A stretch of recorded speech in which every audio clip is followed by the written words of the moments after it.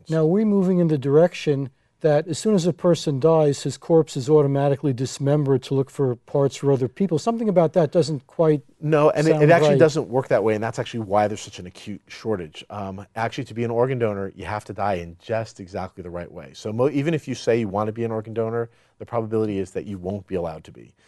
Under normal circumstances, to be an organ donor, a cadaveric organ donor, you have to wind up being dead, but brain dead. But still having your organs actively perfusing blood.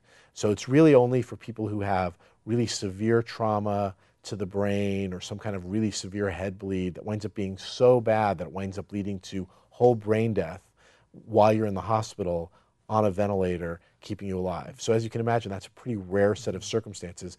And as we get better at avoiding traumas by having things like helmet laws for motorcycles, as we do a better job in the hospital of helping avoid some of the more serious ramifications of head bleeds, all of these things wind up actually reducing the number of organs that might potentially be available. There's one other way of which you could be a cadaveric organ donor, and that's something that's relatively new called donation after cardiac death. And that's where somebody is severely injured and they're likely to pass away, or the family's made a decision that the patient wouldn't want a life that is likely to happen for them, and they want to withdraw the ventilator support. In that case, if a patient is likely to pass away very quickly, we sometimes take those patients into the OR, do the removal of the ventilator support there, and if they pass away fairly quickly, you can then procure organs.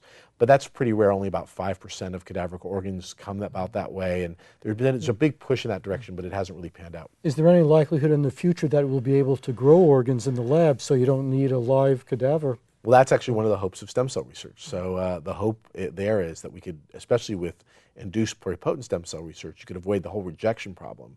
Take one of your cells, de-differentiate it into an induced pluripotent state, and then produce whatever kind of cells we need. If you have liver failure, we could produce all the liver cells that we need.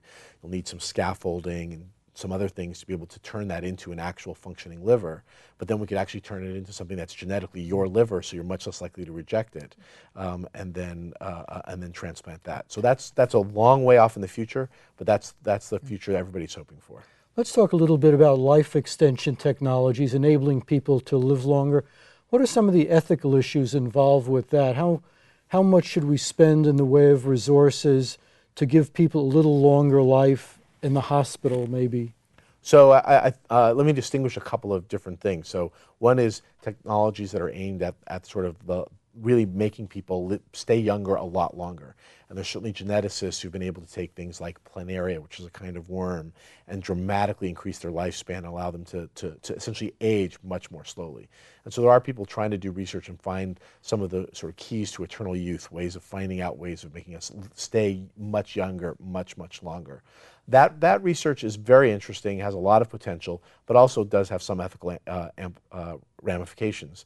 You know, obviously, if people commonly live to 120 or 150 or 160, that's going to lead to social changes. It's not clear that people are going to want to have the same career for, 80 or 100 years.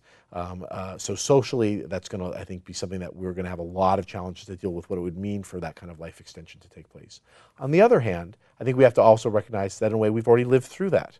If you look at how long the average life expectancy was 100 years ago and compare it to the life expectancy today, it has dramatically increased roughly on that kind of a time scale. So I think it may be possible for us to accommodate that kind of a change.